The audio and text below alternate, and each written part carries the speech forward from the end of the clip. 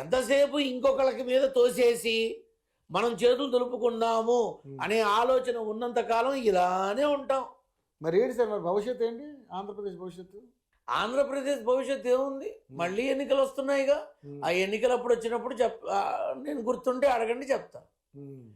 ఇప్పుడు ఏవైతే వీళ్ళు హామీలు ఇచ్చారో, ఏది ప్రస్తుత ఆంధ్రప్రదేశ్ ప్రభుత్వం, కూటమి ప్రభుత్వం ఏవైతే హామీలు ఇచ్చారో 100కి 100% చెయ్యలేరు. 100కి 100% జరిగే అవకాశం లేదు.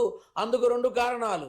ఒకటి, ఈరోజు పరమ భయంకరమైన ఆర్థిక మాంద్యం ఏర్పడింది ఆంధ్రప్రదేశ్లో, ఖచ్చితంగా చెప్తున్నా. ఇంకొక కారణం ఏంటంటే, కర్మ గుడిసేటిది అయితే 2027లో ఎన్నికలు వస్తాయి. అప్పుడేం చేస్తా? చేయగలరా వీళ్ళు? 2027 లోపల వీళ్ళు ఇచ్చిన ప్రతి హామీని తీసుకొచ్చి పెట్టాలి అంటే ఎన్ని లక్షల కోట్లు కావాలి? అది జరగదు.